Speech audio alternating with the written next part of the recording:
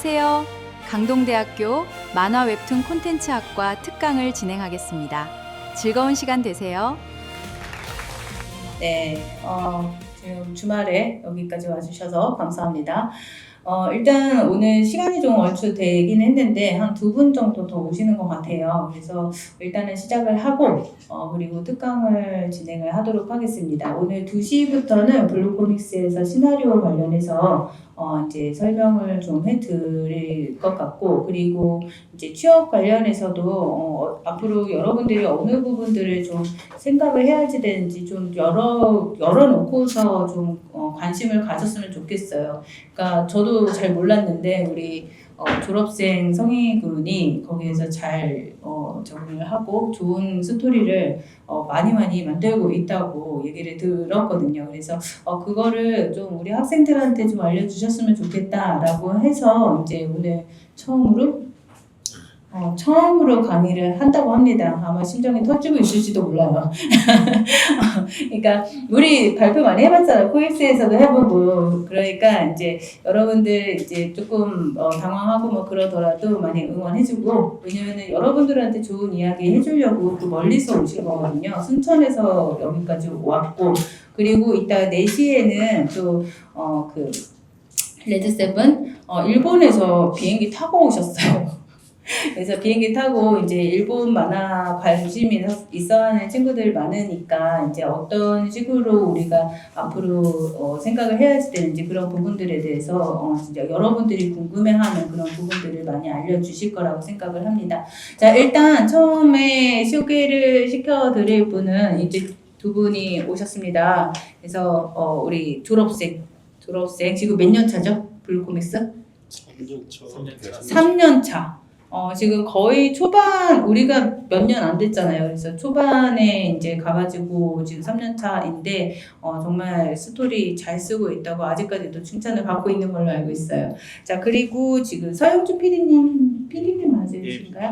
서영주 PD님께서 이제, 혹시 여기에서 스토리 관심 있는 졸업생이라던가 아니면 재학생들 중에서도 이제 뭐 방학 동안에 배울 것들이 많이 있으니까 그런 부분들 이제, 여러분들한테 이제 어떤 길을 열어주셨는지에 대해서 설명을 하고 시작을 하도록 하겠습니다. 맞죠? 네, 그러면 박수.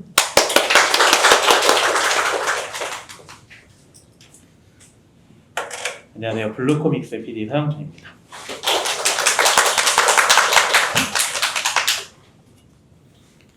먼저 이제 이 자리 마련해 주신 교수님들께 감사의 말씀드리고요.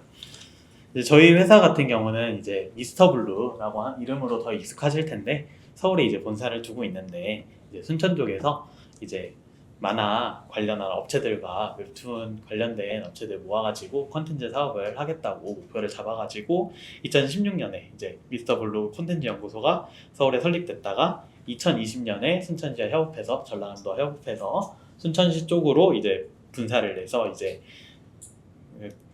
만들어지게 되었고요. 그리고 2020년 9월 달에 강동대학교랑 처음으로 산학협력 협약을 맺어서 미스터 블루 블루코믹스 현재까지 2년을 이어나가고 있습니다.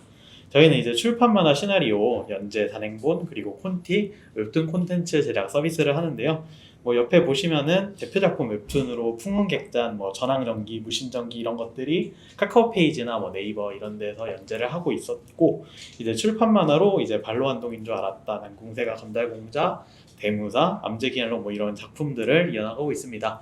현재는 이제 웹툰 시장이 많이 침체되어가지고 저희 쪽에서도 웹툰 제작은 줄여나가고 있는 추세고요. 이제 다시 기회가 된다면은 만들어 보긴 하겠지만 지금 당장은 출판 만화 쪽이랑 이쪽에 힘을 더 써서 이제 시나리오와 출판 만화 위주로 작업을 하고 있습니다.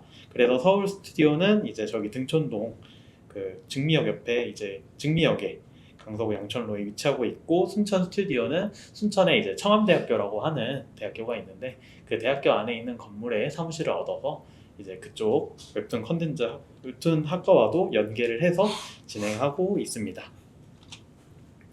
그래서 이제 저희가 만든 웹툰 작품들의 이제 표지들인데요. 이런 것들을 저희는 이제 만들고 이제 서비스 하는데, 이제 우리나라에만 서비스하는 것이 아니라 번역을 통해서 이제 동남아나 뭐 일본 쪽에도 이제 수출을 해서 수익을 내는 구조를 가지고 있고, 이제 이제 곧 소개드릴 이제 성희 작가님의 대표 작품들인데 이제 대무사, 열하대공, 마선행, 암제기한록 이렇게 네 작품들이 있고 이 작품들이 실제로 만화로 만들어져서 지금도 서비스되고 있고 이제 회사가 좀 어려운 상황일 때도 좋은 평점을 얻어서 많은 독자들을 얻어왔던 이제 작품들입니다. 그래서 이제 저희 사무실이 위치하고 있는 건물과 내부 모습인데요. 이제 실제로 순천 사무실에서 이런 작업 속에서 이제 개인 시나리오 작업을 해서 이어나가는 모습을 볼 수 있습니다. 이제 저희가 이제 시나리오에 대해서 얘기를 드린다고 했는데 저희는 이제 만화를 그리는 것이 아니라 이제 만화로 만들어질 이제 뭐 소설을 만화로 만드는 작업을 하는데 소설을 바로 만화로 만들 수는 없거든요. 왜냐하면 소설에 있는 문장들이나 표현들이 만화로 바로 그리기에는 부적절한 장면들이 많아요. 뭐 인물 내면의 독백이라든지 뭐 심경을 표현하는 대사들이라든지 뭐 이런 대사들이 사실 만화로 옮길 때는 불필요한 대사가 되거든요. 그래서 그 소설을 만화로 매끄럽게 만들기 위해서 먼저 글로 만들고 그 글을 만화 컷 분배하는 콘티라는 분들이 이제 만화 컷으로 나눠 주시고 그거를 이제 그림을 붙여서 데생하고 채색해서 만화로 만드는 과정을 통해서 저희 시나리오가 만들어지는데 이제 그 과정 중에서 저희가 현재 순천에서 주 업무로 진행하고 있는 것은 원작 소설을 보거나 혹은 본인이 창작해서 만화로 만들어질 시나리오를 작업하는 일을 주 본업으로 진행하고 있고 그 시나리오를 보고 콘티로 만드는 콘티팀도 함께 작업하고 있습니다. 그래서 이제 강의 이제 회사 소개해 주실 성희 작가 시나리오 소개를 해드리면 이제 22년 11월 30일에 입사해서 지금 이제 3년 6개월 정도 일하고 있고 내부에서는 이제 자기 관리도 뛰어나고 시나리오 집필 일정과 품질이 매우 안정적이라는 평가를 받고 있습니다.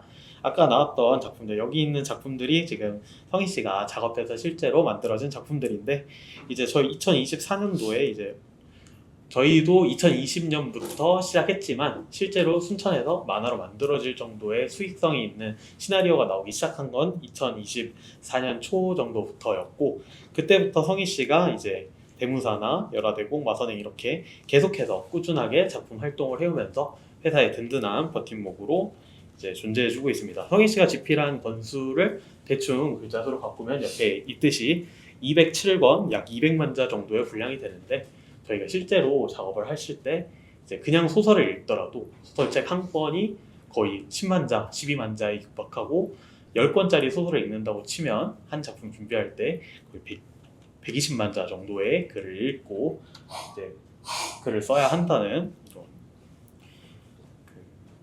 시작하실 때에 이제 준비해 주셔야 할 내용들이 있습니다. 그래서 이제 성희 씨가 나와서 이제 저희 회사의 이제 직무와 어떻게 해나갈지에 대해서 이제 여러분들께 전달드리겠습니다.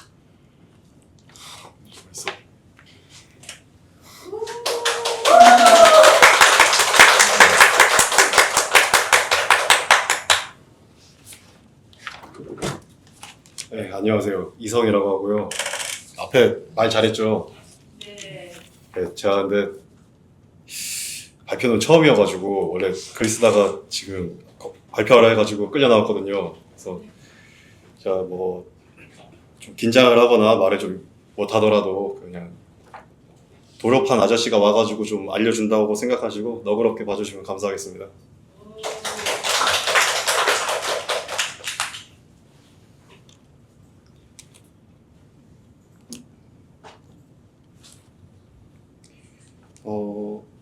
먼저 말씀드리려고 하는 게 저희 지금 여기 써 있는 게 작가는 타고나지 않는다, 만들어진다 라고 얘기해 나왔는데요.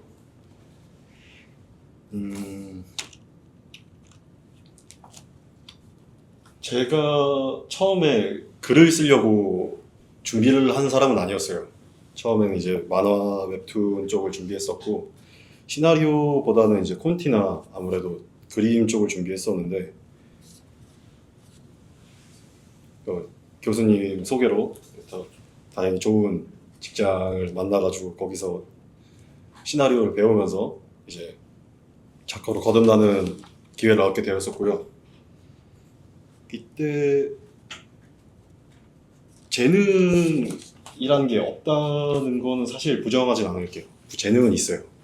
똑같이 읽더라도 바로바로 이해하는 친구가 있고 구조를 보더라도 바로 이해를 못하는 친구들도 있어요. 따라 안타깝게도 저 같은 경우에는 읽는 거는 좀 빠르게 읽어요. 근데 적을 때 머릿속에 있는 거를 푸는 게 굉장히 어렵더라고요.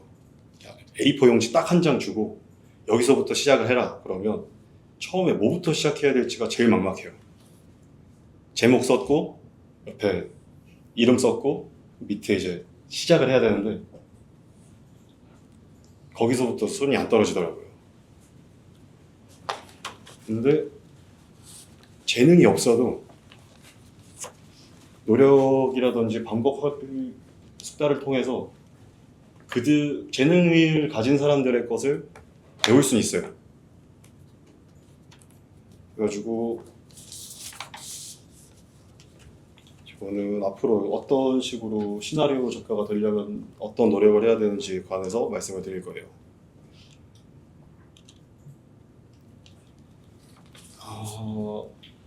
여기 보면 막 200회 10종 1권 이렇게 써 있는데 사실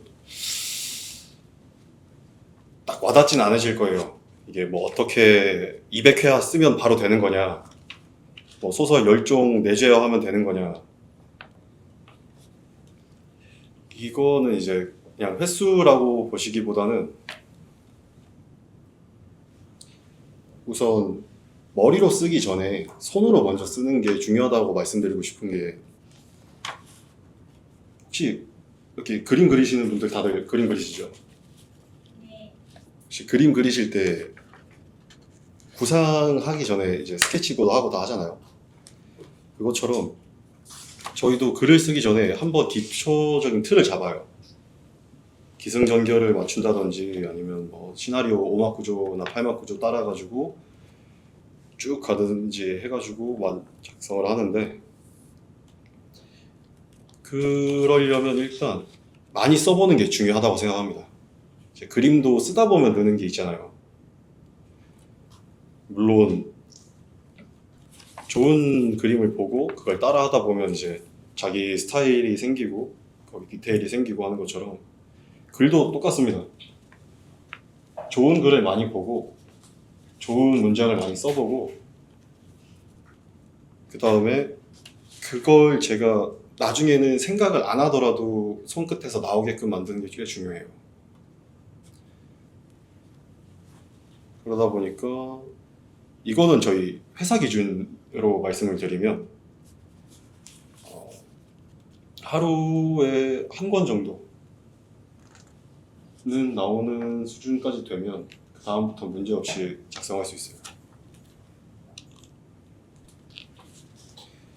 다음에 말씀드릴 구체적인 훈련 방법은 보통 3단계로 나뉘는데요. 첫 번째는 세계관 흡수라고 말씀드리고 있어요. 이제 본인이 어떤 장르를 할지, 어떤 걸 좋아하는지, 무엇을 하고 싶은지는 다들 있으실 거예요. 그래서 꼭 소설이 아니어도 영화가 됐든 만화가 됐든 본인이 타겟하고 있는 장르의 독자층들이 무엇을 좋아하는지, 또 어떤 걸 원하는지, 그리고 어떤 거를 별로 안 좋아하는지 같은 거를 미리 알고 있으면 굉장히 괜찮습니다. 저희가 아무래도 작성하는 게 만들고 나면 사이트라든지 아니면 플랫폼에 올려가지고 독자들한테 실질적으로 돈을 받고 하는 일이기 때문에 독자층한테 외면을 받으면 아무래도 상업성에서 떨어질 수밖에 없어요. 그래서 세계관을 흡수해서 장르 소설을 정독하시고 줄거리를 작성하시고 캐릭터 캐스팅 다들 아시죠? 몰라요? 캐릭터 캐스팅이라고 하는 건 어떤 거냐면, 저희 예를 들어서 뭐 주인공이라고 하면 주인공 이름, 나이, 그리고 이 친구가 좋아하는 게 뭔지 싫어하는 게 뭔지, 어떤 성격인지, 아니면 어떤 복장을 입고 어떤 세계관에서 어떻게 행동하는지 같은 거를 미리 작성하는 표 같은 거예요. 이게 필요한 이유는 저희가 스토리를 이어가다 보면 한 번씩 그런 경우가 있을 거예요. 쾌붕이라고 하죠. 캐릭터 붕괴가 일어나거나 아니면 원래는 굉장히 예를 들어서 의협심이 강한 친구인데 갑자기 비열한 행동을 한다든지 해서 독자들이 읽다가 씁스럽게 만드는 경우가 꽤 있어요. 그렇기 때문에 미리 캐릭터 캐스팅을 통해서 본인이 만들 시나리오에 어떤 캐릭터가 필요한지 그리고 어떤 캐릭터가 독자들한테 평가가 좋았는지 그리고 어떤 캐릭터를 사용하면 좀 더 독자들한테 공감을 얻어낼지 같은 거를 미리 이때 소설을 정독하고 혹은 만화나 애니메이션을 정독하면서 미리 작성해 놓으면 나중에 제 캐릭터를 만들거나 제 스토리를 쓸 때 참고로 사용하기가 매우 좋습니다. 자, 2단계로는 문장 내재화라고 하는데요.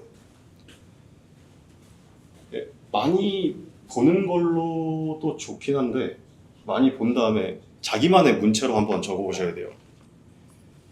왜냐하면 책이나 스토리 같은 걸 읽다 보면 다들 작가만의 개성이 드러날 때가 꽤 있어요.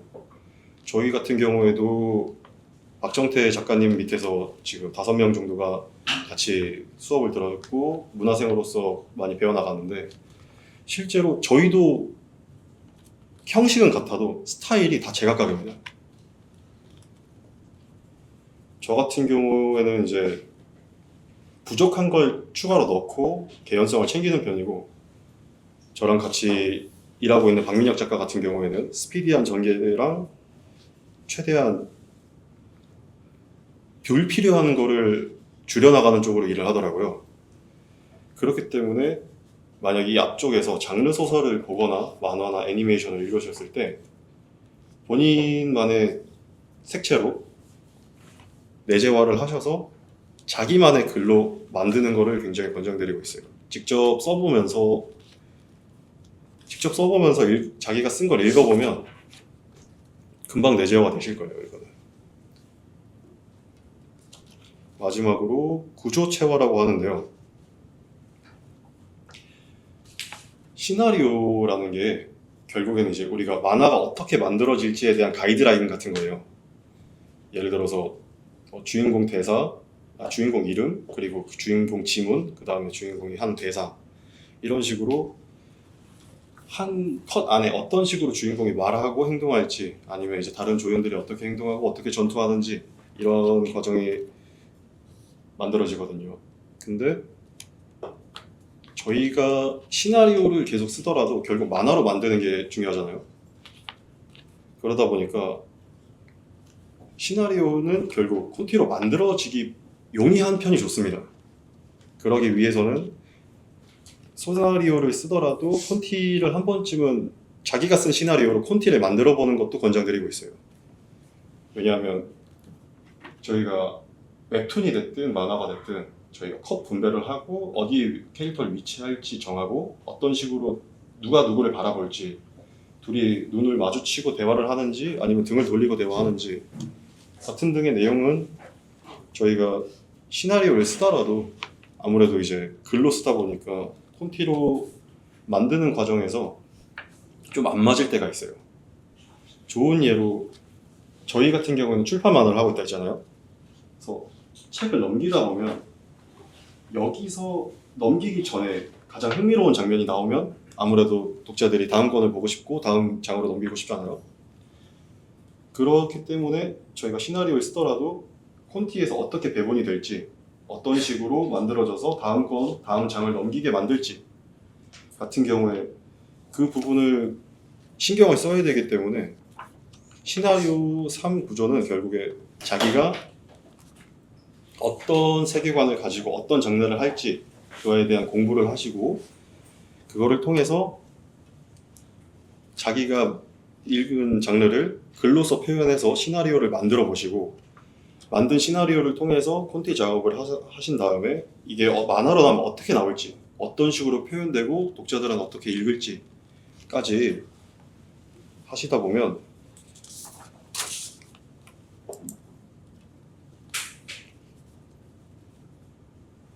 네, 좋으실 거예요.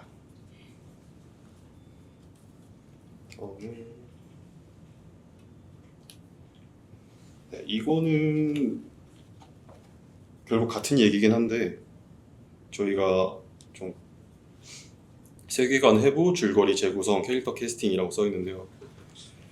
저희가 이런 거 소설을 읽거나 아니면 이제 영화를 볼 때 처음에 저도 그냥 관객의 입장에서 봤어요. 그냥 1시간, 2시간 정도 재밌는 시간 보내고, 그런데 저희가 이제 직접 작품을 만들어서 소비자들한테 보여줘야 되는 입장이 되잖아요.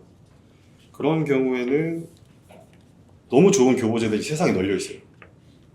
이미 잘 만들어진 만화라든지 영화라든지 아니면 소설이라든지 너무 잘 만들어진 게 많고, 그거를 보고 분석하고 해체하다 보면 제가 어떤 방향으로 나아가야 될지가 천천히 보이기 시작하실 거예요. 그래서 보면 세계관 해부, 설정, 규칙, 분위기, 리듬 파악 이런 식으로 적혀 있거든요. 예를 들면 저는 이제 무협을 작성하고 있으니까 무협을 통해서 얘기를 드리면, 무협에는 규칙이 아무래도 과거 명나라 시대다 보니까 일부 다처제가 가능하더라고요. 저는 그걸 몰랐고, 몰랐어요. 그래가지고 주인공이 그래도 한 여자만 바라보는 게 로맨티스트지 않을까 해가지고 순회로 냈어요. 실제로 첫 작품을. 그랬더니 이제 독자분들 댓글에 째째하다라는 말이 달렸어요. 야, 자기 좋아하는 여자가 저렇게 많은데 왜 이렇게 째째하게 한 명만 골랐냐, 다 사랑해주지. 제가 그때까지만 해도 이제 그분들이 바라는 분위기나 규칙을 이해하지 못했던 거죠. 그리고 줄거리 재구성 같은 경우에는 아무래도 저희가 지금 창작도 하고 있지만 주로 하는 일이 이 실제로 만들어진 시나리오를 재구성해서 시나리오를 바꾸는 일을 하고 있단 말이에요. 그런 경우에는 작가님들마다 아니면 저 작품들마다 말하는 방식이나 표현하는 방식이 다 달라요. 어떤 분은 독백이 너무 길어서 제가 그거를 좀 줄였더니 원래는 10장짜리가 만화로 2장도 안 되는 경우도 있었고요. 그리고 어떤 분은 전투 씬을 좀 자세하게 써줬으면 좋겠는데 그냥 몇 번 칼 맞대더니 반대쪽이 죽었다 이런 식으로 적혀 있으면 제가 그 빈 부분을 또 채워드려야 돼요. 이 부분에서 채울 수 있는 가장 좋은 게 제가 본 게 있으면 나온 게 있을 거 아니에요.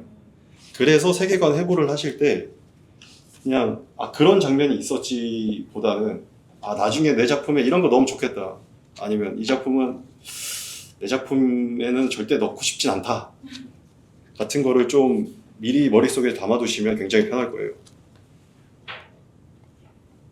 그리고 캐릭터 캐스팅은 아까 말씀드렸는데 캐릭터 서사나 대사톤 같은 경우에는 또 이제 보통 말투라는 게 있잖아요. 어떤 친구는 되게 젠틀하게 말할 거고 어떤 친구는 되게 강하게 말할 거고, 이런 거 같은 경우에 이제 캐릭터가 뭉개지는 경우가 종종 있습니다. 왜냐하면 저 같은 경우에도 분명히 존댓말을 하던 캐릭터가 누굴 만났더니 반말을 한다던가, 아니면 감정적으로 뭔가 큰 변화를 해서 다른 캐릭터가 성격이 나오거나 갑자기 화를 내는 건 괜찮은데, 원래 굉장히 예의 발랐던 친구가 갑자기 어른들 앞에서 반말을 한다든지 뭐 그런 상황이 생기면 아마 읽던 독자들은 중간에 캐릭터가 바뀌었나라는 생각을 종종 들어요. 내가 알던 캐릭터가 아니라는 생각이 들면 그때부터 집중력이 완전히 없어지고요.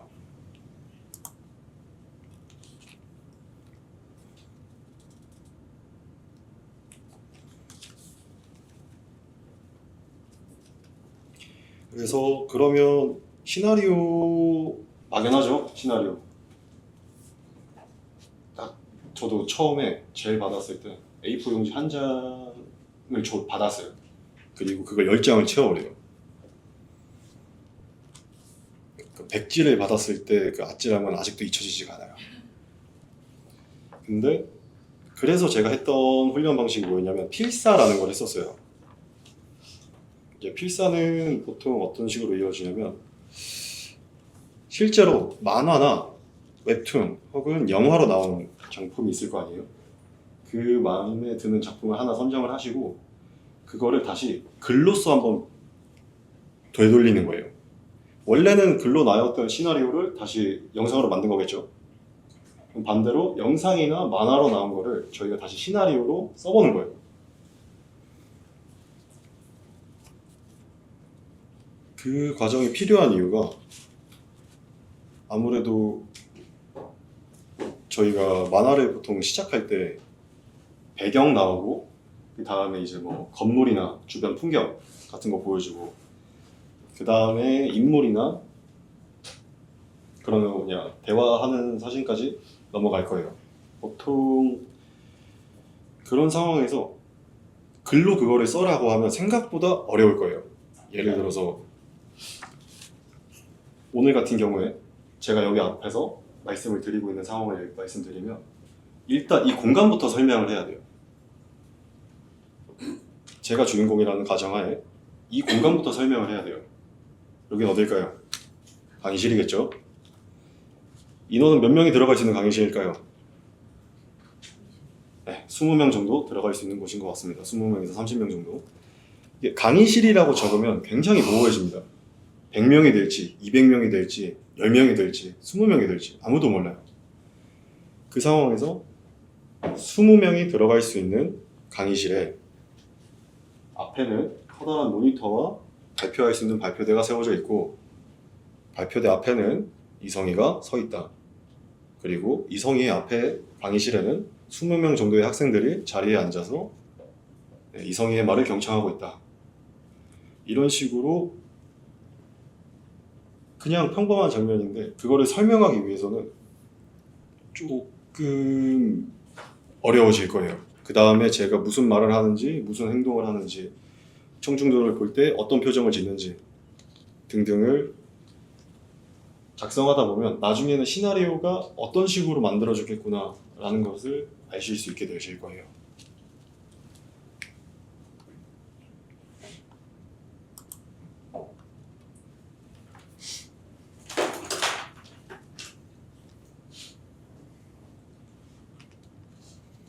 이것도 이제 제가 했던 말의 연속이긴 한데 일단 창작 독립성을 하려면 필사를 꽤 많이 하셔야 돼요. 제가 알고 있는 작가님은 나이가 7순에 가까우신데 아직도 필사를 하고 있다고 듣고 있어요.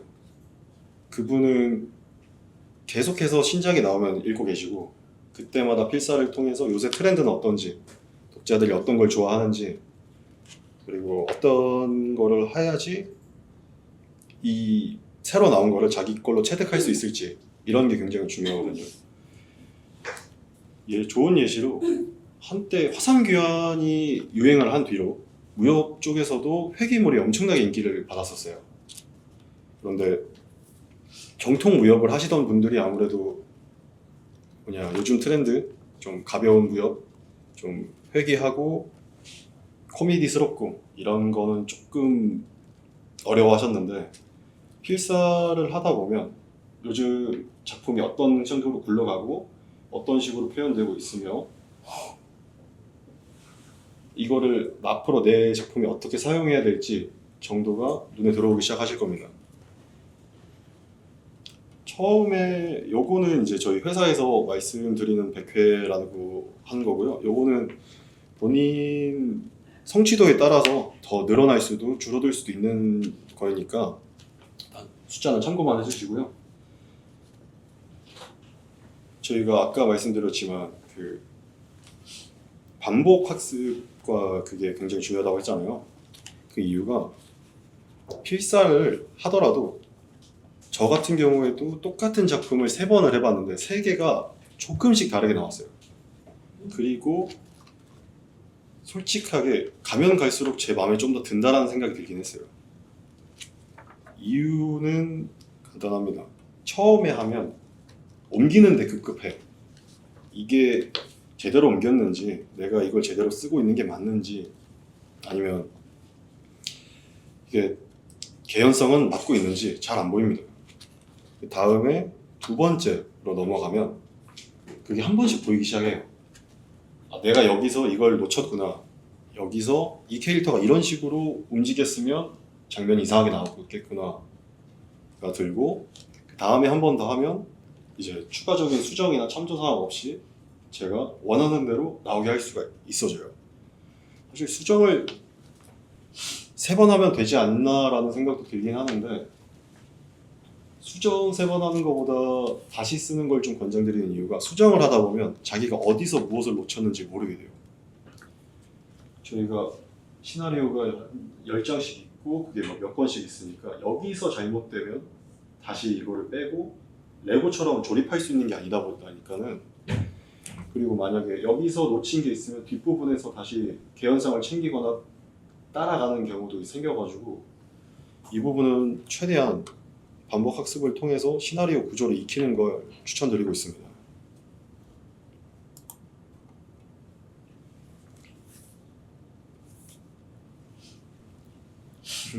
이것도 연장된 이야기인데요.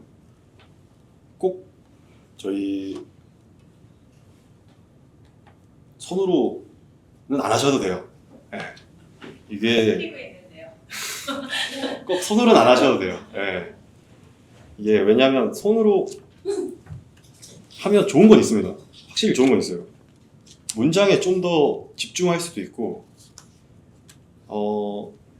저희가 중간중간 말씀드리는 이런 촌필사라든지 이런 거는 디지털 작업 같은 경우에는 지우는 게 좀 쉬울 때가 있어요. 이게 무슨 얘기냐면, 저희가 쓰다 보면 아, 이 문장 마음에 안 드는데, 아니면 이 장면 마음에 안 드는데 하다 보면 그 부분을 좀 지워요. 아니면 다시 써요. 근데 중요한 게 결국 다 제 머리에서 나오는 거고, 제가 뭐 어떤 의도를 할지 고민을 하고 썼던 글이기 때문에 다시 필요할 때가 있거나, 아니면 다시 지우고 고쳐서 썼는데 전에 게 좀 더 나았나 싶을 때도 있어요. 그럴 때 위에 자기가 썼던 글이 있는 거랑 그냥 지우고 다시 쓴 거랑, 있는 게 아무래도 참고도 되고, 나중에 다시 읽어볼 때 고를 수도 있어요. 만약에 제가 이 문장을 지우고 이 문장을 쓰려고 하는데 다시 천천히 읽어보니까 위에 내용이랑 이어지려면 얘가 좀 더 나을 수도 있겠다. 아래쪽에 있는 것보다는 좀 더 개연성이랑 좀 부드러움이 좀 맞을 것 같다 라는 생각이 들면 위에 거를 쓰고 싶은데 이제 지워버리면 없어지는 거죠.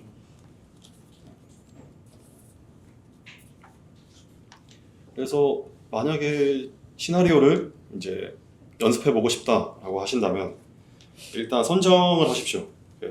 장르가 명확하고 검증된 작품으로 선택하십시오. 이거 유료나 출판 이거는 무시하셔도 됩니다. 영화여도 괜찮으시고 만화여도 괜찮으시고 애니메이션은 상관없습니다. 본인이 좋아하는 거, 앞으로 쓰고 싶은 장르, 문법에 맞는 그런 게 있다면 최대한 참고를 하시고, 첫 번째로 독해를 하십시오. 가장 좋은 게 아무 방해가 없는 환경에서 제가 원하는 만큼 보고 또 보고 계속해서 봐서 머릿속에서 이 장면 딱 했을 때 머릿속에서 아, 어디였지? 이때 얘가 무슨 대사를 했고 무슨 말을 했으며 무슨 행동을 했지, 그리고 얘가 이 행동을 하는 이유에는 앞에는 이런 이유가 있었고 뒤에는 저런 이유가 있었지 같은 개연성 같은 부분에서 흐름을 일단 아셔야 돼요.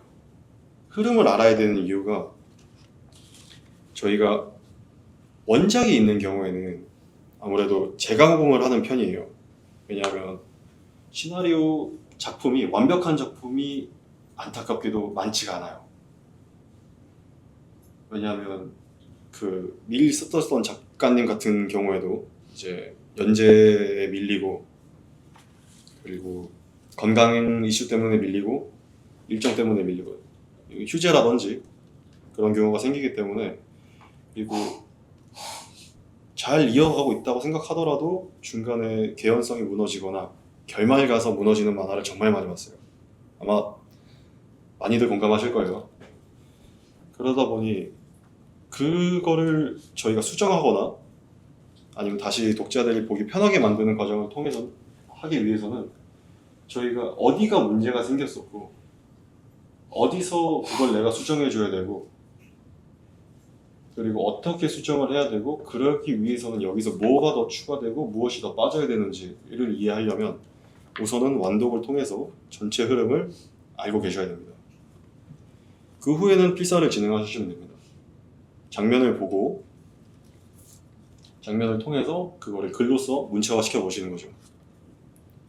그 후에 자기 해석을 하셔야 됩니다. 주인공이라든지 캐릭터들이 대화를 하거나 대사를 치거나 아니면 본인이 지문으로서 적는 일이 있을 거예요. 예를 들어서 성희가 걷는다 아니면 성희가 뭐 마이크에 대고 말을 한다 라고 말할 때 거기서 그 캐릭터가 느끼는 감정은 뭔지 무슨 생각을 하고 있는지 표정은 어떤지 몸짓은 어떤지 등등 문장을 사용하거나 무언가를 채택을 했다면 이유가 있으셔야 돼요. 제가 갑자기 여기서 팔 벌려 높이 뛰기를 하면서 점프를 하고 있으면 그건 이상하잖아요. 그래서 자신만의 문장으로 자신만의 필사 작품을 쓰시면 되시고요. 그 후에 재창작을 통해서 본인의 문체가 어떤 식으로 진행될지를 아시면 괜찮아요. 이게 무슨 얘기냐면 아까 독해 때 말씀드렸던 건데 완벽한 작품이 많이 없다 보니 아무래도 저희가 수정을 하고 그 과정에서 변경을 하는 경우도 있어요. 제가 했던 작품 중에 하나가 대모사가 아니었나? 열화대공이었던 작품이 있었어요. 열화대공 작품 엔딩부가 주인공이 최종적으로 맞이해야 됐던 최종 보스가 그분의 아버지였어요. 아버지가 이제 안 좋은 힘을 좀 얻으셨고 그거를 이제 정화시키기 위해서 주인공이 출동을 한 건데 무협 파트에서 해류는 많이 금기시됩니다. 아무래도 대의가 있은 경우에도 호불호가 좀 갈려요. 왜냐하면 이거를 향유하시는 분들 같은 경우에는 의협심이나 효 아니면 뭐 그런 거에 굉장히 민감하신 분들이 계시고 만약에 주인공 설정이 냉혈 아닌 마교나 사파 출신이었으면 상관없습니다. 예, 강한 사람이 우선이기 때문에 패륜 상관없습니다. 근데 주인공은 정도 쪽이었고 그래서 이런 부분 같은 경우에는 제가 그래서 수정을 해야겠어요. 마지막에. 그런데 제가 만약에 앞부분에서 빠진 게 많거나 충분한 빌드업을 하지 않았으면 결말 부분에서 아버지를 죽이는 부분을 바꿨을 때 독자들이 납득하겠냐 이거죠. 앞부분 내용이 전부 다 아버지 죽이러 가는 내용이었는데 앞부분 계속 아버지 죽인 내용 가다가 마지막에 아빠 사랑해 하면 이상하잖아요. 그래가지고 그쪽으로 가기 위해서라도 스텝 2가 굉장히 중요하다고 생각합니다. 이것도 연장인데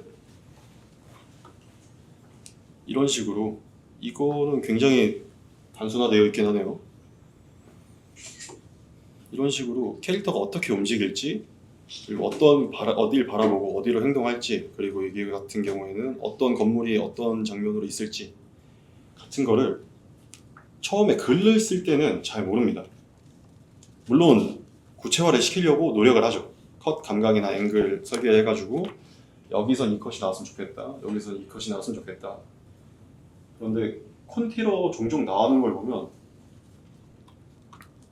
안타깝게도 이제 그분들이 저랑 그 뉴런으로 링크되어 있는 게 아니어가지고 한 번씩 제가 원하지 않은 결과를 내실 때가 있어요.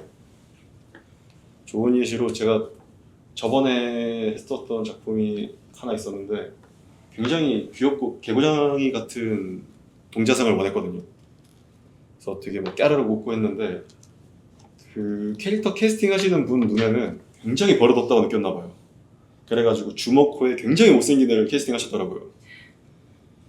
그래서 제가 만약에 시나리오를 콘티로 변경하는 과정에서 언제든지 다른 식으로 오해나 문제가 생길 수가 있어요. 그걸 방지하기 위해서 저희는 시나리오를 작성할 때 콘티를 어떻게 나올지, 그리고 콘티를 작성할 사람이 어떤 식으로 받아들일지, 이해가 쉬울지를 고려를 하셔야 돼요.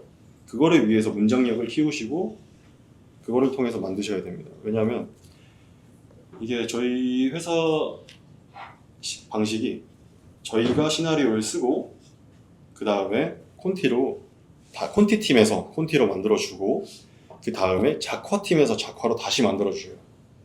분업이 되어 있는 일이고, 그렇기 때문에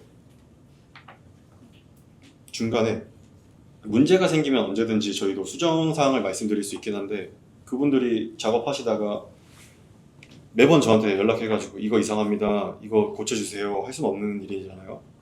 그리고 사실 완성도 높은 시나리오를 위해서면 그래서도 안 되고, 그래서 시나리오를 콘티로 한번 작성을 해보시고, 작성을 하시면서도 이 장면은 어떻게 나왔으면 좋겠다, 어떤 식으로 표현됐으면 좋겠다를 머릿속으로 한 번씩 떠올리면서 작성하시면 좋을 것 같습니다.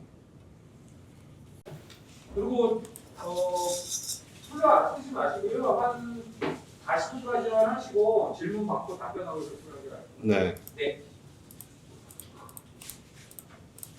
잠시만요.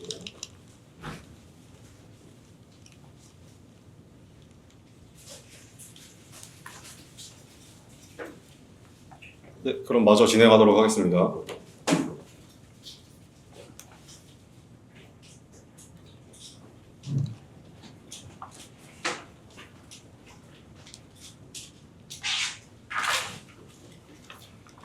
일단 작가 인생 전반의 태도라고 적혀 있는데요. 이게 저도 요새 많이 느끼고 있는 것 중에 하나예요. 완성의 착각이라고 하는데요. 이 정도면 충분하다가 정체의 시작입니다. 예를 들어서 제가 어느 순간부터 원래 하루에 일주일에 2권 쓰는 게 힘들었었어요. 일주일에 시나리오 2권 쓰는 게 힘들었었는데 어느 순간부터 2.5권, 3.0권 점점 늘더라고요. 같은 시간을 하고 있는데도. 그런데 시간이 늘면서 제가 엄청 잘하고 있다라고 착각을 좀 했어요.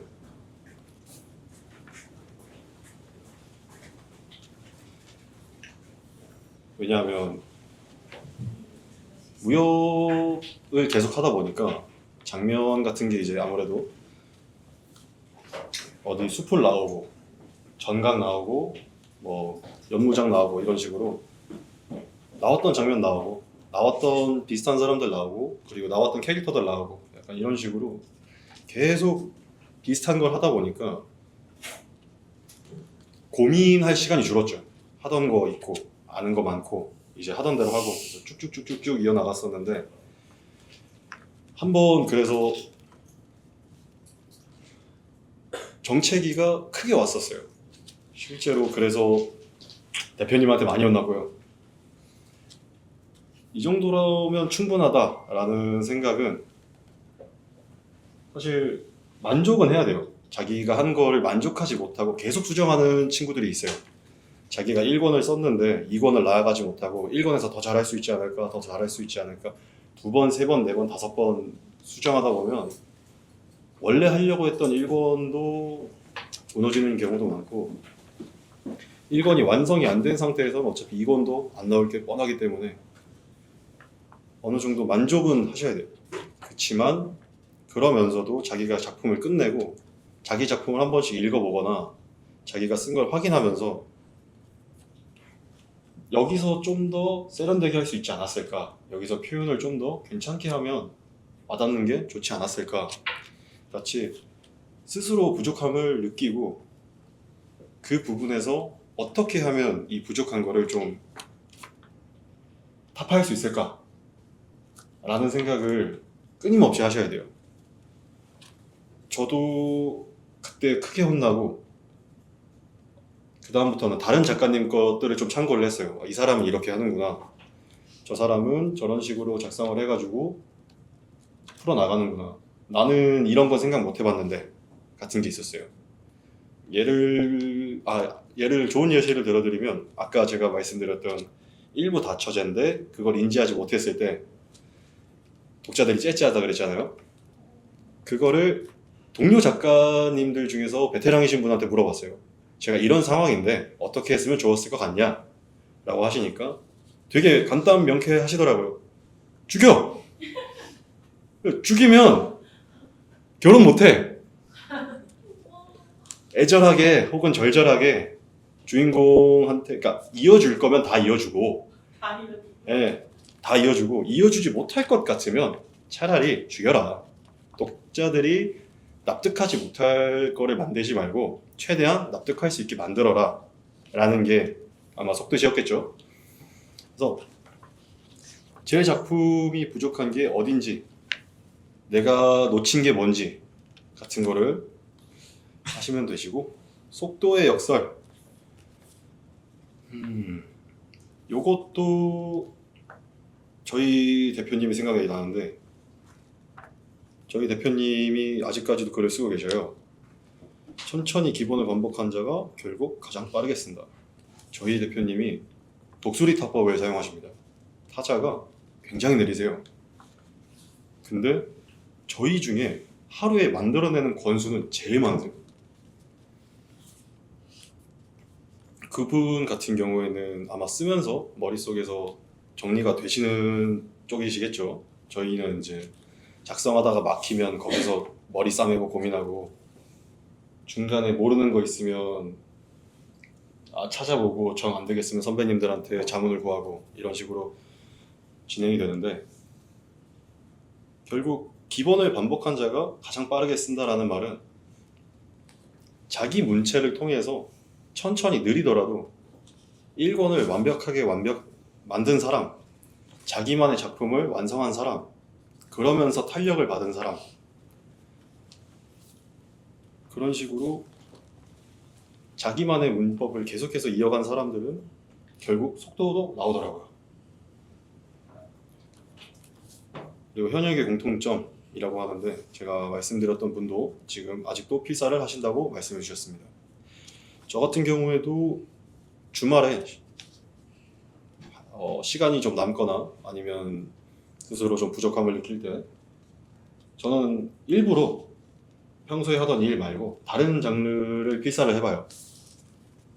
그러면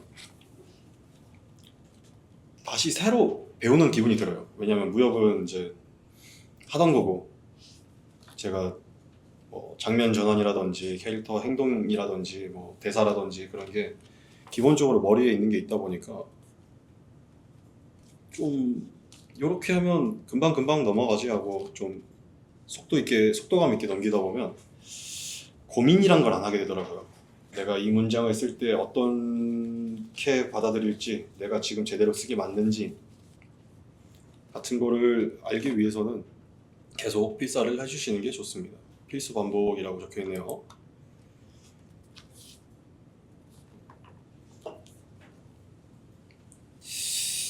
횟수는 아까도 말씀드렸지만 저희가 보시기 편하시라고 보여드린 거고, 꼭 이제 200회 해야지만 할 수 있다 이런 건 아니라는 거 말씀드릴게요.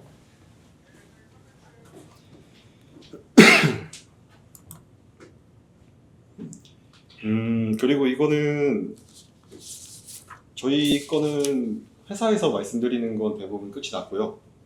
지금부터는 이제 실질적으로 작업을 하고 있는 제 입장에서 여러분들에게 말씀드리고 싶은 몇 가지를 전해드리려고 나왔습니다. 첫 번째로, 여러분들이, 그러니까 개인 작가를 하시는 분들도 어느 정도 가졌으면 하는 마음가짐이긴 합니다. 특히 저처럼 회사에 소속되어 있는 입장에서는 이 마인드를 반드시 가져가셔야 돼요. 그게 뭐냐면, 저희가 만드는 작업물은 결국 독자들에게 나가서 상품으로서 보여주는 상품입니다. 결국 독자의 선택을 받고 호응을 받고 사랑을 받고 그 과정에서 이제 조회수라든지 그걸 통해서 돈을 버는 구조인데요. 결국 세상은 놀 게 너무 많아요. 요새 뭐 유튜브도 있고 뭐 쇼츠, 릴스 하다못해 그냥 나가서 노는 것도 재밌는 세상인데 이분들이 저희가 만든 그리고 저희가 열심히 제작한 작업물들을 시간과 돈을 사용해서 보신다는 점을 꼭 기억해 주셔야 돼요. 여기서 말씀드리는 것 중에 하나가 그렇다고 이제 너무 독자 평점에 휘둘릴 필요는 없습니다. 말이 좀 이상하죠? 신경을 쓰라더니 휘둘리지 말라고 하는 게. 독자 평점은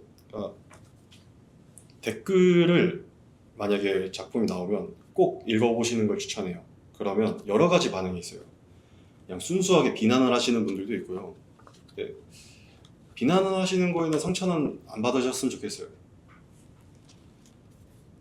아무래도 댓글을 보라고 하는 이유는 제가 부족한 게 뭔지, 독자들이 바라는 게 뭔지 같은 게 생각보다 적절하게 나와 있을 경우가 꽤 있습니다. 그래서 비난이라든지 아니면 맹목적인 추앙 같은 경우에는 조금은 자제를 하시는 게 좋고요. 있는 것을.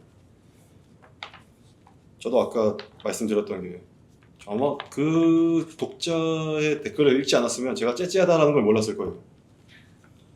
그랬으면 그 다음 작품에는 그게 반영이 안 됐을 거고 제가 무협이라는 장르를 이해하는 데 시간이 좀 더 걸렸겠죠. 왜냐하면 독자들은 제가 만든 거 외에도 수많은 거를 보고 읽고 오셔요. 그리고 자기만의 기준과 허들이 있어요. 그거에 넘지 못했을 때 종종 나오는 말 중에 하나, 지루하다. 아니면 질질 끈다. 같은 말이 나와요. 그때 저는 생각을 했죠. 어디가 지루할까? 어디가 그렇게 집중이 안 될까를 생각을 해봤는데 일단 저희 독자층 같은 경우에는 웹툰보다는 이제 단행 모드로 나오는 권수다 보니까 일주일에 한 권씩 올라오는 시스템이 아니에요. 나오면 1권부터 40권까지 그대로 올라와요. 하루에. 그런데 그렇게 올라오는 걸 보시는 분들은 일주일 기다리고 다음, 일주일 기다리고 다음 이 패턴이 아니고 하루에 2-3시간 정도 진득하게 앉아서 내가 오늘 이 만화를 1권부터 40권까지 볼 거다라는 마음가짐을 갖고 앉으세요. 그 후에 쭉쭉쭉 읽다가 지루하거나 재미가 없거나 질질 끌거나 주인공이 답답하거나 이 행동 중에 하나가 나오면 중도에 하차를 하시거나 그때 나와서 댓글을 다셔요. 재미없다, 지루하다, 왜 이렇게 질질 끄냐. 그래서 저 같은 경우에는 그거를 좀 반면교사 삼았습니다. 그래서 전개를 스피디하게 했고 대사 같은 경우에는 사실 만화 볼 때 대사 너무 많고 설명충 마냥 줄줄줄줄 얘기하면 지루하잖아요. 근데 그래서 설명도 A4 용지 기준으로 2장 이상을 안 넘기게끔 하고 있습니다. 저희 독자층은 스피디하고 빠르고 시원한 요새 말로는 사이다 전개라고 하죠. 그거를 원하시거든요.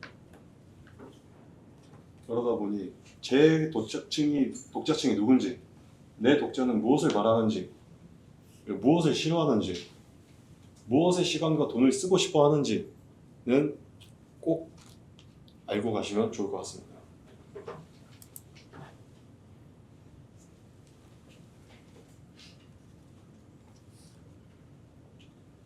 자, 혹시 운동을 하고 계신 분이 계십니까? 훌륭하십니다. 롱런을 위한 2가지 통제구역이라고 써 있는데요. 이거가 굉장히 중요하다고 생각합니다. 저희가 아무래도 작업 환경상 오래 앉아있고 오래 손목을 쓰는 경우가 많습니다. 물론 그림 그리시는 분들도 포함되겠죠. 저희 같은 경우에는 이제 하루 종일 앉아가지고 타자를 쳐야 되기 때문에 이 부분에 허리, 목, 그리고 손목 등등 굉장히 부담이 가는 경우가 생깁니다. 그리고 시나리오를 진행하다 보면 종종 생기는 일 중에 하나가 마감 기한에 쫓길 때가 있어요. 저희가 아무래도 서비스가 진행이 되어야 되는 상황이고 그 기간은 회사에서 줬고 제가 그 사이에서 어떤 창작적 고통을 받고 있는지는 사실 그렇게까지 중요하지 않아요. 그 회사 입장에서는. 네. 그래서 그 타이밍에 맞춰서 하다 보면 야근을 하게 되는 경우도 있고 주말에도 조금 신경을 써줘야 될 때도 있습니다. 그러다 보면 저희가 체력적으로 혹은 이제 관절 문제로 굉장히 애로사항이 생길 수가 있어요. 그런 부분에서 어느 정도 더 운동이라든지 가벼운 산책 등을 통해서 저희 같은 경우에도 회사에서 산책 같은 거는 따로 터치를 안 하십니다. 일하다가 어디가 뻐근하거나 아니면 신선한 공기를 좀 쐬야 되거나 아니면 머리를 좀 비워야 되거나 할 때는 잠시 나가가지고 산책도 하고 바깥 공기도 좀 마시고 약간 리프레시 해가지고 다시 돌아오는 경우도 있고 하거든요. 그래서 본인 체력이나 멘탈 관리 같은 거는 좀 철저하게 해주시는 게 좋습니다. 이거는 앞에서 했던 말과 동일한데요. 독자 분석, 타겟 취향, 피드백을 좀 받으시면 좋습니다.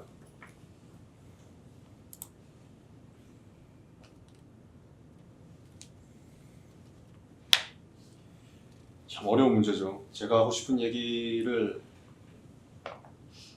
하는 거랑 독자들의 성향과 취향을 맞춰주는 거랑 그 사이에서 줄타기를 하는 게 굉장히 어렵습니다. 독자 성향과 취향만 따라서 가기가 사실 어렵습니다. 왜냐하면 독자는 수천 명 되고 수백 명 되고 저는 개인이기 때문에 모든 사람들을 충족시킬 수는 없어요. 아무래도 아까 얘기했던 회기물을 정말 좋아하시는 분들도 있었어요. 요즘 회기물 많이 나온다, 시원시원하다 라고 말씀하시는 분도 있었고 회기가 너무 나온다, 나는 정통 좋아하는데 왜 자꾸 회기만 나오냐 라고 하시는 분들도 있었어요. 그렇기 때문에 제가 하고 싶은 얘기하고 독자가 봤으면 하는 얘기하고 최소한의 공통점을 찾으셔야 됩니다.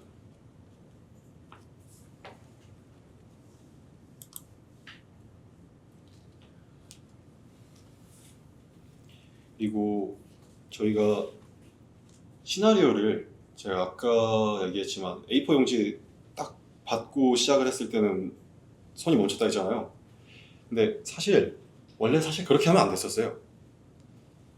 시나리오를 쓰기 전에 저희가 이제 어느 정도 로드맵 같은 걸 짭니다. 이때는 어떻게 할지, 시나리오 할막 구조라든지 아니면 그걸 따라서 어떤 식으로 진행을 할지, 그리고 시나리오를 읽으면서 몇 권에 나오는 어디 파트는 굉장히 재밌어서 이거는 좀 더 강조를 했으면 좋겠고 몇 권에 나오는 어디 파트는 굉장히 루즈하고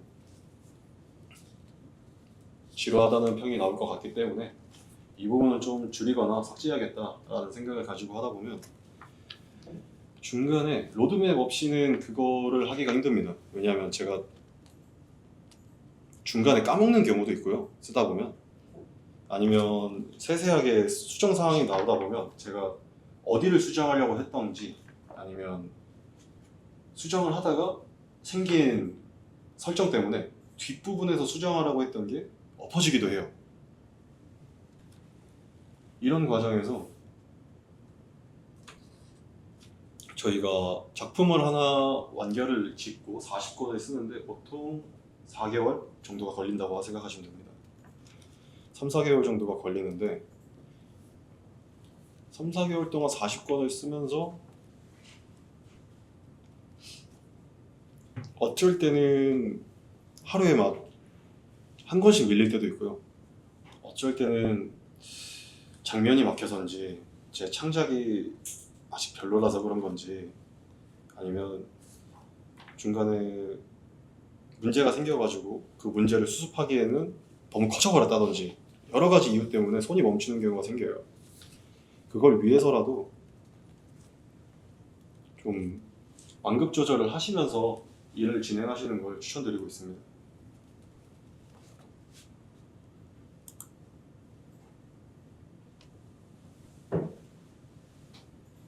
이것도 앞에서 말씀드린 거랑 동일한 내용이고요. 피드백과 여과 시스템에서 말씀드릴 텐데요. 첫 번째 주의사항이 댓글을 좀 많이 읽는 걸 추천드려요. 만약에 본인이 작품을 냈거나 어디 플로펜에 걸렸거나 했을 때 댓글은 제 작품을 위해서 돈을 써주신 분들이 가장 냉혹하게 써주시는 부분이에요. 첫 번째로는 악플 같은 경우에는 건설적인 내용도 분명히 있어요. 아까 저한테 째째하다고 하시는 분들이 있거나 아니면 루즈하다, 지루하다, 도저히 못 읽겠다 뭐 이런 식으로 말씀하시는 분도 있었는데 그냥 순수하게 1점 재미없음으로 끝나시는 분들도 있어요. 저도 제 작품 열심히 써가지고 걸었는데 거기서 악플 몇 개 보다 보면 마음이 깨집니다. 찢어져요. 최대한 재밌게 써보려고 노력을 했는데 그럴 경우에는 일단 악플은 흐린 눈 해주시는 게 좋습니다. 건설적이지 않은 맹목과 비난 그리고 상처받지 않고 즉시 폐기해 주시는 걸 추천드려요. 폐기 방법이 저 같은 경우에는 운동을 하고 합니다. 운동 안 해도 다니면서 어떻게 해야 될까요? 산책도 괜찮을 것 같아요. 네, 좋은 거 듣고 좋은 거 갖다 보면 머리가 좀 맑아지기 때문에. 그리고 두 번째 주의사항이 맹신 필터링입니다. 독자들이 건설적인 피드백을 하시는 분들도 물론 감사하죠. 근데 건설적이지 않은 피드백, 자기가 보고 싶은 것만 보고 싶다, 왜 내가 보고 싶은 걸 안 하냐 같은 이상한 피드백도 한 번씩 와요. 예를 들어서 제 작품은 회기물이었는데 제 작품에다가 회기물이 아니라는 이유로 별점을 1점을 주시는 분도 봤어요. 자기는 회기 지겹다, 그만 좀 나와라 로 1점을 받았어요. 그러면 제가 물론 제가 이제 다음 작품에서는 회기 말고 좀 정통으로 가야겠지라고 방향성을 잡을 수는 있죠. 잡아도 되고. 근데 제가 만약에 그분 말을 맹신해서 그럼 앞으로는 회기물을 다시 쓰지 말아야지 했으면 제 두 번째 작품, 세 번째 작품은 나오지 못했을 거예요. 그래서 맹신이나 악플이나 그런 본인을 상처 주거나 작품을 쥐고 흔들려는 사람들의 말은 읽고 비워버리시고, 예를 들어서 아까 말씀드린 것처럼 째째하다 아니면 뭐 지루하다 같이 제 성장을 위해서 부족한 부분이 있는 것을 말하는 분들은 좀 가시가 돋치더라도 같이 읽어주는 게 성장에 굉장히 도움이 되실 겁니다.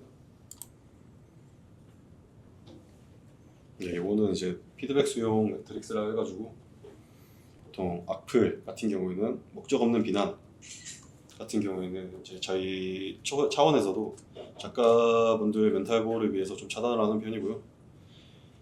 그리고 맹신 같은 경우에는 이제 애정 어린 요구죠. 자기가 원하는 장르, 자기가 원하는 주인공이 나오길 바라는 분들이 있는데 아무래도 저희가 그분들의 니즈를 다 충족시켜 드릴 수는 없는 일이고 하니까 감사하되 맹신은 하지 마시고, 오지랖 같은 경우도 있습니다. 실제로 내 타겟층과 무관한 피드백을 주시는 분들도 꽤 있어요. 근데 여기 앞에 써있겠지만 논리적이나 이게 중요해요. 굉장히 논리적인 말을 해주시는 분들이 있어요. 작품을 이어갈 때 어떤 식으로 이어가는 게 좋겠다, 뭐 아니면 뭐 자기는 이 부분이 마음에 안 든다라고 하시는 분들이 있는데 동의는 합니다. 저도 읽다 보면 아차 싶은 게 있어요. 그렇지만 그런 피드백이 내 타겟층과 무관하면 그거는 과감하게 참고만 할 용기가 있어야 됩니다. 그리고 나침반은 타겟 독자들의 정확한 니즈 그리고 방향성에 적극적으로 참고하는 부분은 적극적으로 수용을 하시는 편이 좋을 것 같습니다.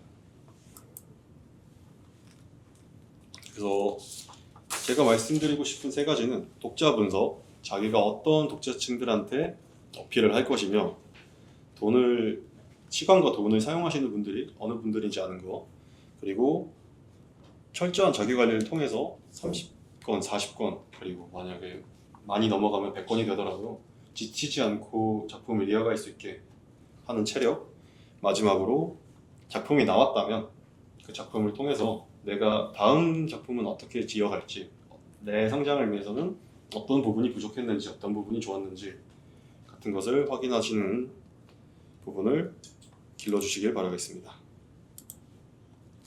네, 이상으로 제 발표를 마치도록 하겠습니다. 감사합니다.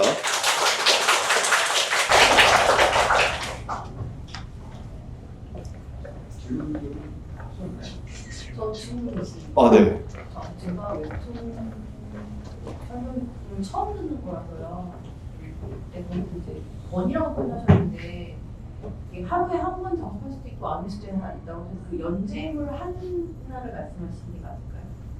건이 단행본 학원이 아니라 웹툰 한 저는 이제 단행권 출판 만화 쪽이어가지고 단행권으로 말씀드리고 있습니다. 그러면 그 출판 만화 같은 경우는 페이지 수가 굉장히 많잖아요. 네. 그거를 한 권을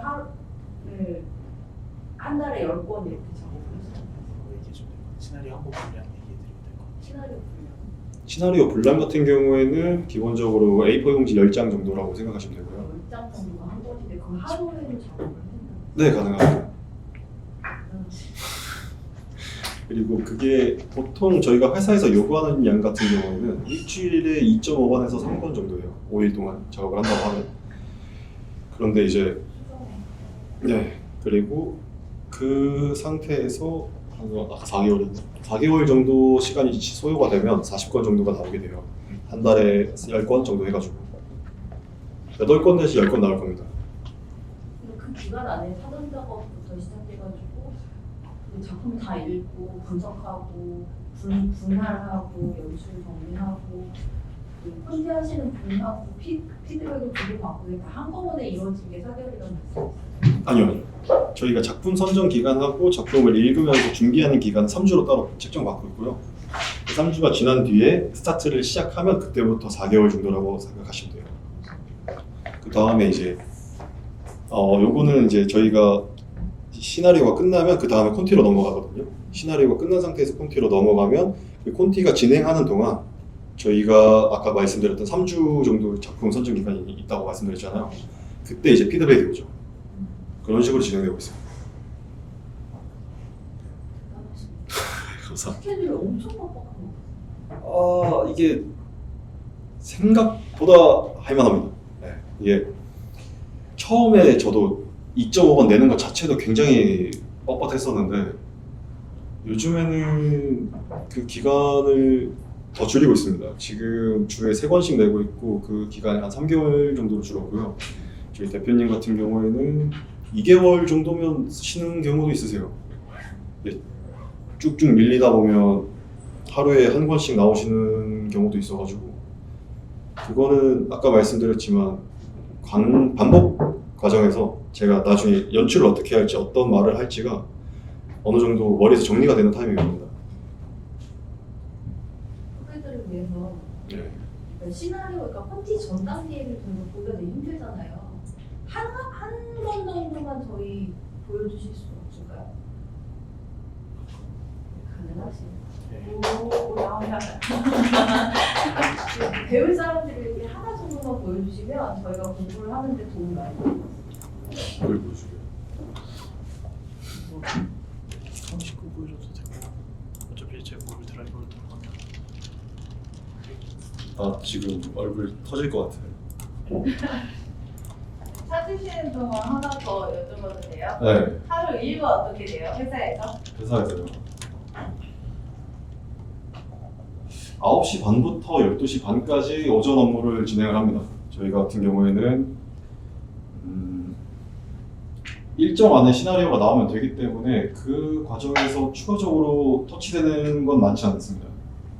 그 상태에서 오전 업무가 끝나면 12시부터 1시 반까지는 저희가 식사를 하고요. 그리고 1시 반부터 다시 6시 반까지는 이제 오후 일정을 진행하는데, 저 같은 경우에는 대부분 시나리오를 쓰고 있다고 보시면 됩니다. 네. 하루 종일 해야지 겨우 나오는 일정인 거예요? 아니면은 이제 뭐 좀 빨리 끝내면은 빨리 뭐 퇴근을 할 수도 있는 그런 부분들도 있어요? 아니면 그날 그거 못하면은 그날 뭐 야근을 해야지 된다던가? 저희 같은 경우에는 그 부분에 대해서는 살짝 프리한데, 일단 회사다 보니까 저희가 그룹웨어를 통해서 출퇴근을 작성한단 말이에요. 그래서 먼저 끝낸다고 해서 집에 먼저 갈 수는 없습니다. 안타깝게도. 천천히 작업하는 게 좋아요? 그렇진 않습니다. 그렇진 않습니다. 이게 그렇게 생각하면 그럴 수 있잖아요. 아니, 남은 일주일에 3번 쓰는데 어차피 똑같은 월급 받으면 나는 2.5번 천천히 뱉어도 되지 않나? 라고 생각할 수 있는데, 저희가 인센티브제가 있습니다. 그래가지고 빨리 쓰거나 독자 평점이 높다, 아니면 그 사람이 예를 들어서 남들이 한 작품을 할 때 그 사람이 혼자서 뭐 2작품씩 내면 사실 2인분 일을 하고 있는 거잖아요. 네. 그래서 그런 경우에는 아무래도 추가적인 인센티브제가 있어서 그 부분은 불공평하게 돌아가진 않습니다. 그리고 그러면은 그 인센티브가 최고 많으면은 월급의 몇 배 정도 나와요? 제가 확실하게 말씀드릴 수는 없고요. 이게 저도 업무상 비밀입니다. 근데 이제 약간 오프 더 레코드로 아저씨가 얘기해주는 내용으로 얘기하면, 공짜인데요? 저희- 골든브레이크. 저희 뭐라 해야 되지? 대표님보다 많이 받아가시는 분도 있어요, 인센티브로. 오. 네. 뭐였지? 마선행 마선. 입니다. 한 30분. 시나리오 뭐 이런 형식으로 씌워지고, 실제로 이제 작업자들이 이걸 만들어내는데 시간을 소요하고 있고요. 이게 하루에 쓰신 거예요? 한 번이니까. 18개. 한 권이니까 이제 하루 혹은 이틀 동안에 작업하는 이제 분량이 이제 한 권이라고 보시면 돼요. 저기 30만 원. 네. 뭐 어떻게 이 정도 따지면. 그래서 진행되면 이제 처음에 어디가 보이고, 연무장 위에는 누구랑 누가 서 있고, 뭐 다른 연무장 위에는 누구랑 누가 들것에 실려 나가는 누구의 모습이 보인다, 이런 식으로 아까 말씀드렸던 거랑 되게 비슷하게 돌아갑니다. 여기가 어느 장소고 무엇을 하고 있고, 그리고 어디 위에서 누가 무엇을 하는지 같은 것도 적어주면 좋습니다. 이거 같은 경우에는 제가 추가적으로 안 쓰긴 했는데,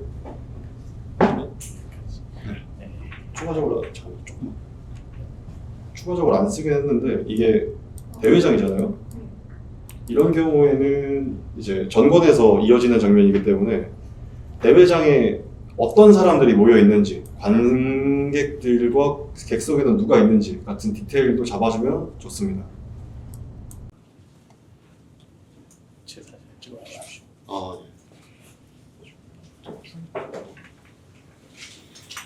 그리고 이제 교수님한테 말씀을 들었는데, 저희 회사에 혹시 취업에 관심이 있어서 준비하시는 분들이 있다고도 얘기를 들어가지고, 그거에 대한 진행을 말씀드리면, 우선은 저희는 이제 학과다 뭐 전공 이런 건 크게 상관이 없습니다. 아시다시피 뭐 저 같은 경우도, 성희 씨 같은 경우도 글을 쓰는 학과 출신이 아니고, 뭐 예를 들어 제 얘기를 하면 저는 사회복지사 출신에서 이쪽 일을 시작하게 되면서 이제 시작했는데, 그래서 진입 장벽이 그렇게 높진 않은데, 이제 저희가 필요한 능력은 먼저 책을 많이 읽으시고 또 무협 장르에 대한 이해를 하실 수 있는 능력이 필요하고, 두 번째는 이제 창작하시는 분들이다 보니까 아무래도 회사가 가지고 있는 상업적 목적과 이해가 안 맞으시는 분들이 있어요.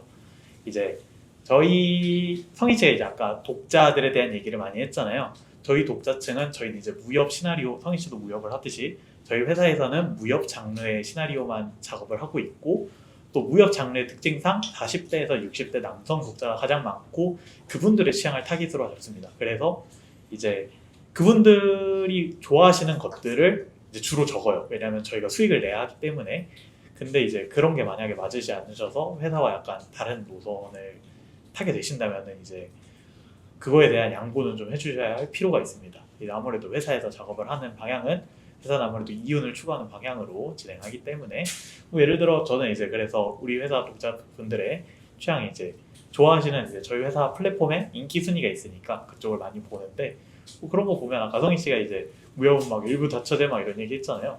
실제로도 안에 보면은 이혼하시는 거 좋아하시고 로또 당첨되는 거 좋아하시고 40대들 60대 남성분들이다 보니까 막 갑자기 100억 막 아니면 젊어지신 다음에 주식 투자로 또 이제 지금 이제 월드컵 시즌이잖아요. 요즘 다시 이제 뭐 축구 능력이 막 세지는 뭐 요즘 시대 트렌드 아니면 뭐 정치인들 돼서 막 대통령이 돼서 막 미국을 막 발아래 두는 대한민국 대통령이 된다든지 이런 거 되게 좋아하시거든요. 그런 것처럼 시장 조사를 많이 해주실 필요가 있고 이제 그런 것들에 대해서 이제 좀 거부감 없게 다가오셨으면 좋겠어요. 사실 저희가 보기에 좀 진부한 트렌드나 옛날 트렌드라고 느껴질 수도 있고 이렇게 쓰면 더 재미있을 것 같은데 이게 더 최신 트렌드인 것 같은데라고 했을 때 적었을 때 오히려 반응이 안 좋은 경우가 있어요. 그래서 내가 원하는 플랫폼에 맞는 글을 적을 수 없. 네. 그래서 최저 연봉. 요즘 그 어쨌거나 들어와서 몇 년까지는 이 정도 연봉을 받으면서 성장했으면 좋겠다. 이제 신입 기준으로만 말씀을 드릴 수 있을 것 같아요. 저희가 연차가 쌓이면서 어떻게 되는지는 회사 내 비밀이어가지고 이제 공개가 불가능하고 신입 시절에는 뭐 2,360으로 시작하게 됩니다. 어디든 다 똑같은 것 같아요. 예, 거기 그건 사실 시작점은 어디든 비슷하더라고요. 제가 전화 통화를 하면서 느낀 게 이게 몇 년만 더 버티면은 저보다 연봉이 더 높더라고요. 근데 이제 실제로 아까도 말씀드렸듯이 많이 쓰시는 분들이 있어서 권수를 쓰시는 분들에 대한 추가 인센티브가 있다고 했잖아요. 제가 알기로 인센티브를 많이 받으시면은 연봉보다 훨씬 많이 가져가시는 분들이 있는 걸로 알고 있습니다. 감사합니다. 그러면은 제가 요 시간은 마무리를 드리도록 할게요. 어떻게 오늘 처음 강의를 했는데 어때요? 무슨 말을 했는지 기억이 안 나요. 훌륭하셨습니다. 너무 좋았어요. 네.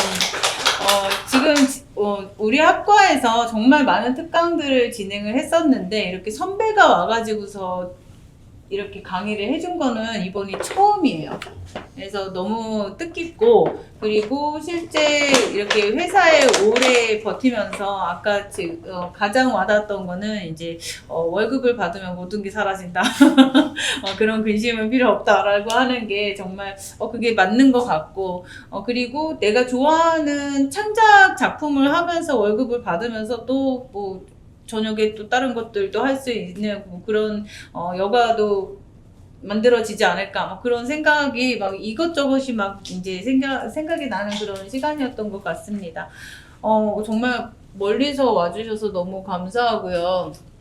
그리고 혹시 여기에서 이제 스토리 관련해서 궁금한 친구들 있으면은 적극적으로 어필해서 한번 경험도 해보고 이번에 뭐 인턴도 저희 연락 주시면 이제 네. 명함이랑 해서 연락 주시면 저희가 네.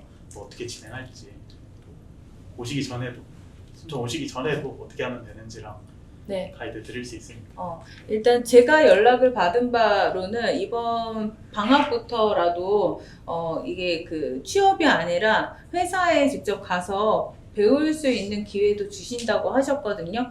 밥은 제공을 해주신대요. 그래서 여러분들 중에서 서울이거나 아니면 순천 쪽에서 좀 이렇게 한번 경험을 해보고 싶다라고 하면은 회사 들어가기 전에 한번 들어가서 회사 체험도 해보고 스토리가 나하고 맞는지 안 맞는지 그런 것들도 해볼 수 있는 기회를 주시겠다고 말씀을 주셨어요. 정말 좋은 기회니까 학교 지금 방학 동안에 한번 해보고 싶은 친구들은 한번 이제 신청을 해주셨으면 좋겠습니다. 네. 그러면은 나이 제한 있나요? 네? 네? 나이 제한 있나요? 나이 제한 있나요? 저희는 있어요. 나이 제한 있어요. 없습니다. 나이 제한 나이 제한 거시에 없어요? 저희는 나이 제한은 없는데 아까 성희 씨도 말씀하셨듯이 70살까지도 글을 쓰고 계신 작가님들도 계신데 그분들의 롱런하시는 비결은 70살이신데도 지금 나오는 넷플릭스 드라마나 뭐 어디 유튜브에 뜨는 요즘 밈이라든가 이런 거 저희보다 더 잘하십니다. 근데 취업하시게요? 포기하겠습니다. 바로 순천 내려가서 좀 가능할 것 같아요. 순천. 거기가 저도 한번 가봤거든요. 되게 동네가 좋아요. 아니, 작가들이 있어서 아 맞지 맞지. 재워준다 그래서 아 맞지 맞지. 한번 가보세요. 한달 정도 갈수록 여기서 밥 준다 그러니까. 네. 그리고 이제 친구들, 우리 졸업한 친구들 얘기를 한번 들었었는데, 거기가 또 남쪽이잖아요. 그래서 월화수목금 열심히 일을 하다 보면은 돈 쓸 데가 없대요. 그래서 주말에는 일본 갔다 오고 막 그러더라고요. 아, 거기 너무 좋대. 그래서 되게 서울보다 훨씬 뭔가 좀 이렇게 누릴 수 있는 것들이 되게 많더라고요. 그리고 지원금도 많이 준대요. 맞아요. 어쨌든 뭐 일단 서울하고 순천 그 두 개 중에서 선택을 하자라고 하면은 순천을 많이들 추천을 해주시더라고. 네, 어쨌든 오늘 너무 감사했습니다. 저 궁금한 건 없으시죠? 자, 그럼 네.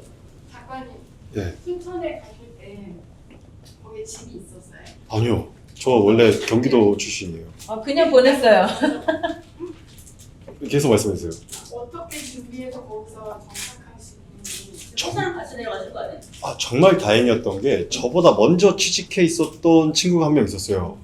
그 친구가 이제 자기 사는 집 근처에 빈 방 있으니까 거기 들어가는 게 어떻겠냐 해가지고 내려가서 거기서 계약을 했었어요. 다행히. 계속 쭉 네, 지금까지 계속 살고 있어요. 저희 동네 쪽 집값을 말씀드리면 전세로 오셔도 2억 아래면 어디든 들어가실 수 있고 2천이 없습니다. 월세로 들어가시면 제가 살고 있는 데는 보증금 100에 월세 20이에요. 20이요? 예, 월세 20이에요. 시에서 작가들이 내려가면 무료로 제공하는 집들도 꽤 있다고 제가 들었거든요. 그건 이제 지금 시책 준비 중인 걸로 알고 있는데 이번에 선거로 이제 바뀌면서 또 어떻게 될지 모르는 상황이라서 제가 확실하게 말씀을 드릴 수 없고 월세는 이제 적당히 20에서 40 사이, 40이면 거의 오피스텔 같은 곳에서 사실 수 있는 정도의. 네. 나도 날 살아야지. 그러니까 월세로 생각을 해도 서울에 오면은 정말 요즘에 정말 요즘에 그 드라마에 나오는 딱 침대 하나 있는 데가 40에서 50으로 듣고 있거든요. 근데 지금 순천에 내려간 친구 집을 봤더니 공간이 꽤나 넓었어요. 꽤나 넓은 그런 원룸에서 쓰는 데가 한 20인 거죠. 거기는 한 30 정도. 30 정도?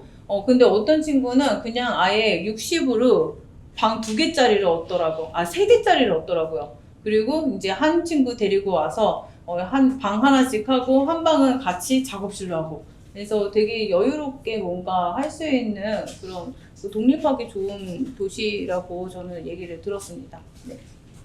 자, 그럼 더 이상 우리 사진 찍어야지.